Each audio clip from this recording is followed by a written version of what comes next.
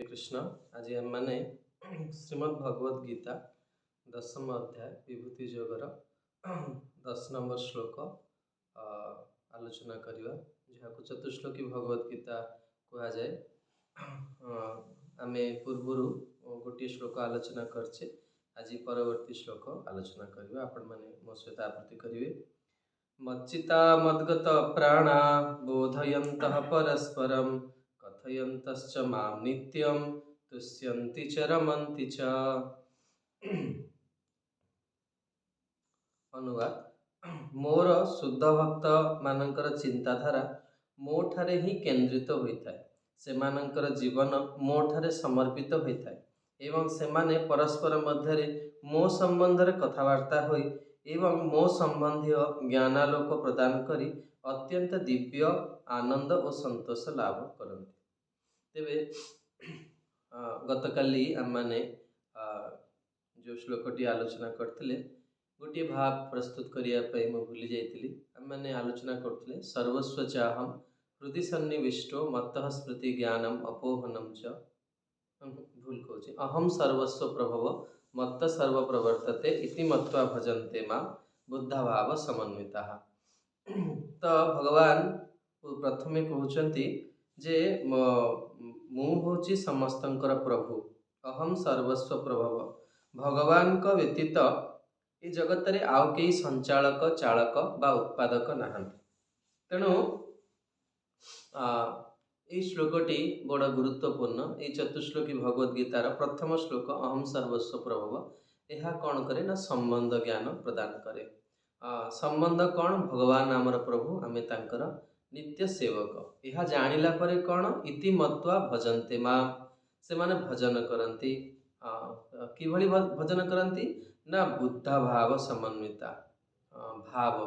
तेबे ये भाव शब्द बड़ गुरुत्वपूर्ण। आम माने समस्ते कृष्ण भावनामृत आंदोलन सदस्य। तेणु आम माने एठी निजर भावना को विकसित करने आंदोलन आश्रय नहीं। ये भाव शब्द पूर्वर सप्तम अध्याय भगवान कहते चतुर्विधा भजन्ते मां जनानां सुकृतिन अर्जुन आरती अर्थार्थी जिज्ञासु ज्ञानी च भरतस्रव। तेणु किए दुखरे पड़ी किए किसी जिज्ञासा नहीं कि किए धन कामना एवं ज्ञानी माने कौन करती भजन करती भगवान को पथ को आसती। तेबे इठी जो भाव शब्द दशम अध्याय कहुची बुद्धा भाव समन्विता एवं पूर्वर जो भाव कथा कहुची ता भितर बहुत तफात अच्छी।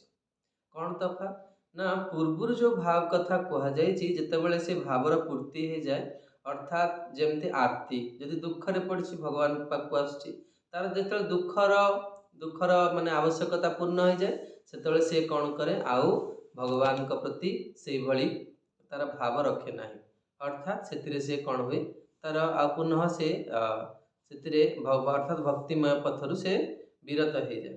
किंतु एठी जो भाव रही बहुत सुंदर भाव रे श्री विश्वनाथ चक्र ठाकुर तांकर टीकारे कहउछंती जे विशेषकर जो पांचटी भाव रही आमर शांत दास्य सख्य वात्सल्य और माधुर्य जेकोसी भाव रे भावित है कि भक्त कौन करे जितेबाला से जानी जाए तार भगवान को सहित किभली संबंध रही भगवान तार प्रभु से तांकर सेवक यही भाव रे भावित है कि दास्य भाव रे सख्य भाव रे वात्सल्य भाव रे माधुर्य भाव रे भावित है कि से भजन करिया को लागे। तेबे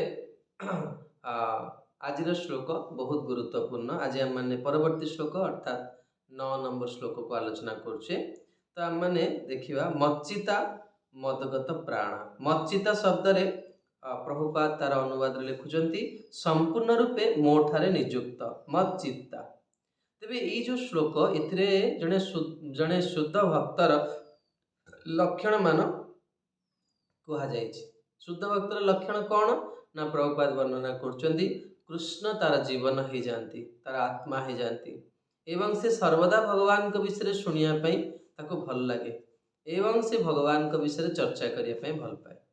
तेणु तीनोटी जिनस आज श्लोक रही मच्चिता मदगत प्राण बोधयंत परस्परम कथयंतश्च मां नित्यम तुष्यन्ति च रमन्ति च। तेणु ये कहते मच्चिता अर्थात संपूर्ण रूपे मन मोठारे नियुक्त मदगत प्राण अर्थात से कौन करे भगवान का सेवार निज जीवन को अर्पित करे। गोटे हूँ अंतरर कथा भीतरर कथा आ गोटे हूँ बाह्य शरीर रे अंतर रे कौन थाए भगवान कर सर्वदा नाम रूप लीला गुण धाम चिंतन रे थाए आ बाह्य शरीर रे कौन करे ना से निजको सेवारे नियुक्त करे। आउ कौन करे ना परस्परम बोधयंत परस्पर से माने कौन करती ना भगवान का विषय चर्चा करती। जमती हम देखा जे आम अनेक किछि चर्चा जगत रे करुचे आम देखा जे पुरुष लोक मैंने जो एकाठी होती से नारी मान विषय चर्चा करती नारी मैंने जो एकाठी होती से पुरुषों विषय चर्चा करती। कॉलेज रे जो विद्यार्थी जीवन थी से देखु जे अनेक पिला माने राति राति धरी निजर बांधवी मान सहित सारा राति से गप करती। तेबे यही जो संसार वार्तालाप बा मिथुनीभूत जो कथा रही जितेबाला यहाँ जड़े आध्यात्मिक जीवन को आसे से कौन करे ना भगवान के ऊपर पर्यवेसित हो जाए। बहुत सुंदर शिल रूप गोस्वामी एक श्लोक रचना करछति जहाँ आम भगवान कर सेवा कर सारा पर भगवान को ही प्रार्थना निवेदन करूँ। युवती नाम जथा जोनि जुनाम च युवतो जता मन में रमताम तद्वत मन में रमताम तो हे प्रभु गोटे युवकर मन गोटे युवती प्रति जे भली आकर्षित हुए बा गोटे युवतीर मन गोटे युवक प्रति जे भली आकर्षित हुए मोर मन प्रति मुहूर्त से भाई आपण चरण में अनुराग वर्धित हो। तेणु एठी कहते जे हम देखा जे आम कह जे जिते आम आजिकल कथा हो बहुत भिड़ दरकार किंतु बोध परस्परम बोधयंत हम देखा जिते यही जो माने वर्तमान आम जो चर्चा करछे ग्रंथ या कहा भितर यही संवाद होता आम कहे ना इति श्रीमद्भगवत गीता सुपनिषत्सु ब्रह्म विद्यायाम योग शास्त्रे श्रीकृष्ण अर्जुन संवाद भगवान और अर्जुन भितर संवाद होता। जमती आम देखा श्रीमद्भागवतम रे मैत्रेय मुनि विदुर को कहते वक्ता जड़े श्रोता जड़े एवं सुखदेव गोस्वामी परीक्षित महाराज को कहते नारद मुनि व्यास को कहते एवं आमर जो देखा षड गोस्वामी माने परस्पर से मिलन हुए से माने भगवान का विषय सब चर्चा करने से आनंद पाते। माम नित्यम कथयंत मो विषय का वार्ता से माने कौन करती प्रतिदिन से माने कौन करती चर्चा होती। तेज हम देखा जे बेले बेले आध्यात्मिक जीवन देखा जे आम कौन विषय शुणिला तापर आमर से स्पुरा हुए आम सबुदिन से शुणुचे जमती आम उदाहरण स्वरूप देखिपर प्रति वर्ष जो उत्सव गुड़िक आसमी जन्माष्टमी राधाष्टमी नृसिंह चतुर्दशी सबु वर्ष से ही कथा। तेणु जितेबाला भक्त मैंने पुराणा हो से कथा को जाते से कथा आम शुण किंतु वास्तव में जे भगवान कर आध्यात्मिक उन्नति करछि से माने एभली तांकर एभली भावना आसनी कहीं ना से माने प्रकृत माने आध्यात्मिक जीवन प्रकृत ये को से बुझा था से बहुत जोटा मुझे प्रथम आपण मानक निवेदन कली प्रभुपाद प्रथम लिखी मच्चित्ता शब्द जे संपूर्ण रूप से मन कौन थाए भगवान कृष्ण ठार निमज्जित हो जाए। तेणु से जिते शुणिले भी से कौन होती ना तृप्ति आसे ना किंतु आम देखो अनेक भक्त मैंने कहते आम मैंने बहुत शुणिलुणी कथा किंतु वास्तव में जो मैंने ये कहती से माने कौन होती ना प्रकृत आध्यात्मिक जीवन को बुझी ना। द्वितीय कथा आ एक व्यावहारिक जीवन में देखिले देखिपर जे आम कह जे मु सांदीपनि प्रभु को भल पाए कि मो माने ये प्रभु को भल लगे मत कथा शुणा आउ कहार कथा शुणा भल लगे किंतु प्रकृत में मुझे आपको गोटे तार माने गोटे प्रश्न करमती आम जाऊे गाड़ी चलाऊे बाइक चलाऊे कार व्यवहार करुचे आम जाऊे तेल पकड़ा आम कौन पचारे यही लोक जनक तेल पकड़े मुझे गाड़ी में तेल पकेबी ना पकेबी आमर कौन ना बेले बेले देखी भी नथिया किए तेल पकाउछि। तेणु मुख्य उद्देश्य कौन ना बहुत सुंदर आचार्य मैंने उदाहरण दौरान जी वास्तव में यही भगवान कथा कौन ना अमृतटा बंटा जाऊँच। तेणु व्यक्ति कौन करिया दरकार अमृतटा को ग्रहण करिया दरकार अमृत किए दौची कौन दौची आम से बेसी विचार करिया कथा नुहे। तेणु यही भावना वास्तव में जड़े जितेबले स्थिति को पलि आसे अर्थात आज जो स्थिति कहुच्छी से कौन हुए ना आमर गोटे सब कहे से BMW को प्राप्त हो जाए। BMW अर्थात बॉडी माइंड वर्ड्स जड़े जो BMW कार चढ़ तार के स्टाटस थी।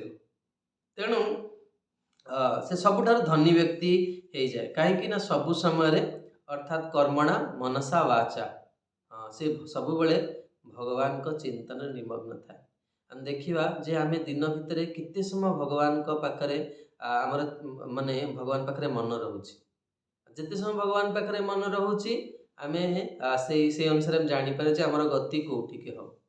हाँ आम जदि भगवान पाखे वर्तमान कौन करुचे जदि हम देखा जे आमर मन कौन कर भगवान का रूप को धरी पारुना मनरे भगवान का रूप को धरी पारे कहीं बेले बेले माइंड तो पूरा ब्लांक आखि बंद कला माने पूरा कला कला दिशो किसी आसबेनि रूप किंतु आ गोटे जिनस साधक स्थित समस्त भल लगे कौन ना जो भगवान गुण शुणु भगवान केते दयामय भगवान केते करुणामय गुण केम शुणा ना भगवान किभली अजामिल प्रति दया कले भगवान केमती पूतना को उद्धार कले भगवान केमती नलकुबेर मणिग्रीव प्रति कृपा प्रदर्शन कर जिते गुण को शुणा परस्परम बोधयंतम से कौन हम आमर जो आम कौन करा ना से आनंद नहीं पार। तेबे आसतु आम देखा ये जो श्लोक आम आज चर्चा करुचे तेबे दुई दुईटी शब्द को लेकिन आम चर्चा करवा। प्रथम हूँ कौन मच्चित मदगत प्राण यहीटा साधक निजे निजे कौन कर स्थिति को निजक नहीं पार भगवान सेवा करिकी भगवान को जो विषय श्रवण करिकी नाम जप करी भागवत श्रवण करिकी से कौन कर निजको यही स्थिति को नहीं जाते। द्वितीय स्थिति कौन ना परस्परम बोधयंतम परस्पर बोधयंत माम नित्यम कथयंतम च। तेणु एथिपाई कौन ना दुई जन दरकार कारण चर्चा क्या विषय क्या सहित कर तेणु दुई जन भक्त मिस्त्री से माने कौन करती ना भगवत विषय का चर्चा करती। तेम देखा जे ये जो चर्चा विषय बोधयंत कहे आमर वर्तमान कौन हो ना आम भगवान का विषय अल्प समय चर्चा करछे अन्यर निंदा स्तुति ईश्वर विषय बहुत समय आमर पड़ोचे आ से समय अनेक समय बीती जाए जना पड़े किंतु आम भगवान का विषय बेसी समय चर्चा आम कर परम पूज्य अश्लील गौरकृष्ण गोस्वामी महाराज बहुत कड़ा कथा या कहते से कहती जे वास्तव में आम जो निंदा करुचे केते भयंकर से कहते तुम हाथ में किए आसिकी मल रखीदेला तुम्हें कौन नहीं समस्त मुहर लगे तेणु आम कौन करुचे ना अन्यर निंदा स्तुति करिकी आमर ये दुर्लभ मनुष्य जीवन को आम कौन करुचे नष्ट कर दौचे। आ जदि भगवान का विषय जड़े कौन हुए मन को निमज्जित करे भगवान का विषय कथा हुए भगवान का विषय सब शुणा को भल पाए तार रिजल्ट कौन हम ना तुष्यंती च रमंती च। रमंती माने कौन रमण शब्दर अर्थ कौन ना प्रभुपाद लिखुं से किसी टेस्ट पाए अर्थात जड़े छाड़ी पार भगवान को कथा न शुणिले कथा मात्रेक जीवातु बहुत सुंदर आचार्य मैंने भाव लिखुं। तेणु आसतु आम मैंने शिल प्रभुपाद भावार्थ को जीवा। प्रभुपाद प्रथम कहते जे आध्यात्मिक सेवार कौन थाए बहुत मदगत प्राण शब्द से कहते जे दुईटी स्थिति थाए आध्यात्मिक सेवा।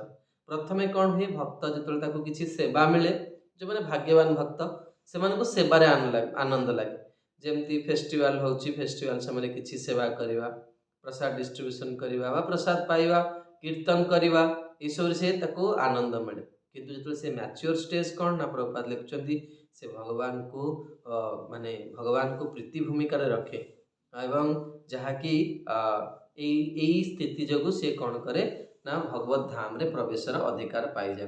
तेबे ये भक्तिलता बीजर बहुत सुंदर प्रभुपाद गोटे आनालोजी दौरान चैतन्य चरितामृत मध्यलीला अध्याय 19 प्रभुपाद लिखुं ब्रह्मांड भ्रमिते कौन भाग्यवान जीव गुरुकृष्ण प्रसादे पाए भक्तिलता बीज जो माने बहुत भाग्यवान से माने भक्तिलता ब्रह्मांड भ्रमिते ଅନେକ ଜୀବନ ବ୍ୟତୀତ କଲା ପରେ ଆମକୁ ଏଇ ଆଧ୍ୟାତ୍ମିକ ଜୀବନ ମିଳିଛି। ତେଣୁ ଜଣେ ଭାଗ୍ୟବାନ ବ୍ୟକ୍ତି ବା ଭାଗ୍ୟବାନ ଭକ୍ତ ଏ ଦୁର୍ଲଭ ସୁଯୋଗର ଲାଭ ଉଠାଇବା ଦରକାର। ଏବଂ ତାପରେ କ'ଣ, ଭକ୍ତିଲତା ବୀଜକୁ ଜଳ କେମିତି ଦେବା ନା ଆମେ ସୁନ୍ଦର ଭାବରେ ଜପ କରିବା ଆଉ ଭଗବାନଙ୍କ ବିଷୟରେ ବଡ଼ ଗମ୍ଭୀର ସତର୍କ ହେଇକି ଶ୍ରବଣ କରିବା ଦରକାର। ଏବଂ ତାପରେ କ'ଣ ହେବ, ଧୀରେ ଧୀରେ ଯେତେବେଳେ ବୃକ୍ଷରେ ଜଳସେଚନ ହେବ, ବେଳେବେଳେ ଜଳସେଚନ ଉପରେ ମୁଁ କହୁଥିଲି ଯେ ପୂର୍ବରୁ ବି ଆପଣମାନଙ୍କୁ କହିସାରିଛି ଯେ ଆମେମାନେ କ'ଣ କରୁଛେ ନା ଶ୍ରବଣ କରୁନେ।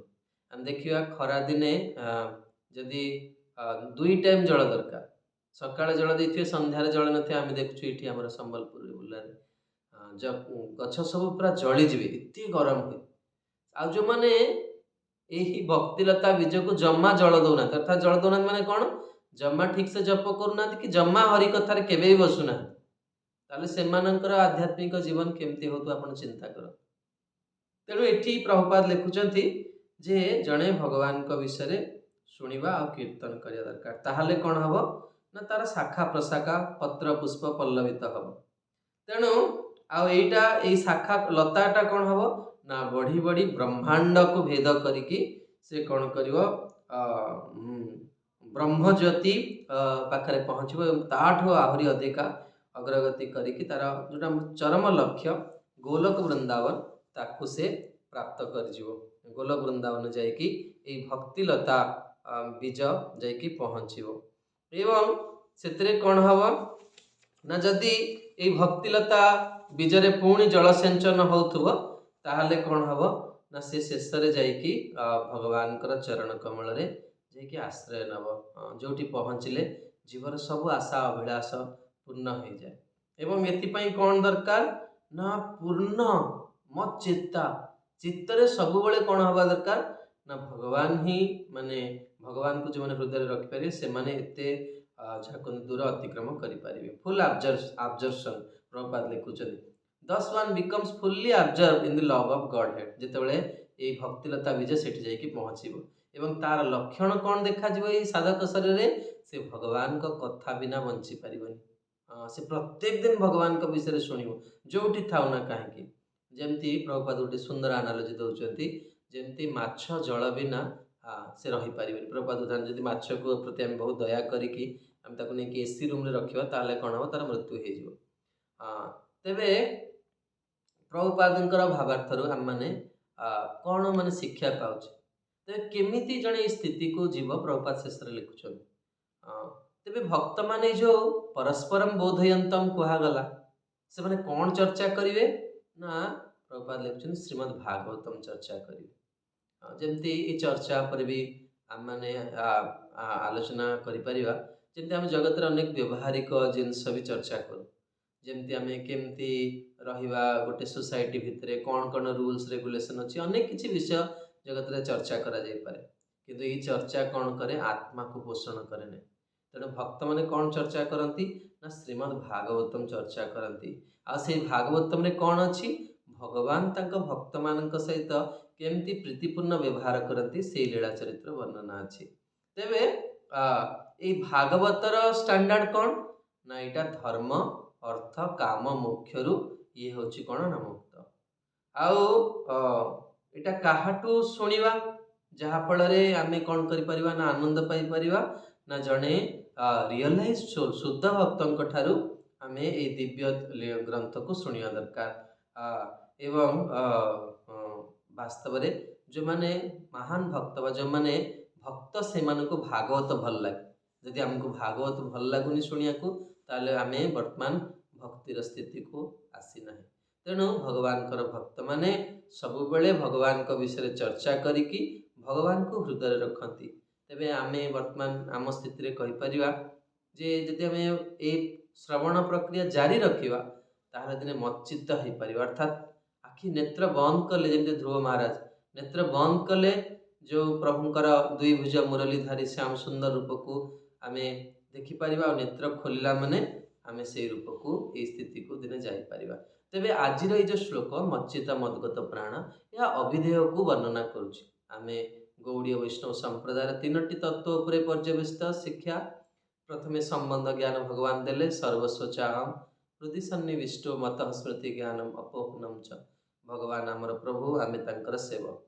आज श्लोक कौन ना अविधेय प्रदान कर आमे किभली कौन करवा भगवान को सहित ना भगवान को विषय शुणा दरकार। आ शुणिकी शुणिले कौन हम ना आमे भगवान को कथार किसी रस प्राप्त करवा, आनंद प्राप्त करवा एवं भगवान को सेवारे निजको नियोजित कर पारिबा। तेबे आगामी काली आम माने प्रयोजन तत्व विषय शुणा जे भगवान को आम जानिले, भगवान को सेवा कले, तेणु रिजल्ट फाइनल कौन हम प्रयोजन तत्व आगामी काली शुणा। हरे कृष्ण। जगतगुरु श्रील प्रभुपाद की जय।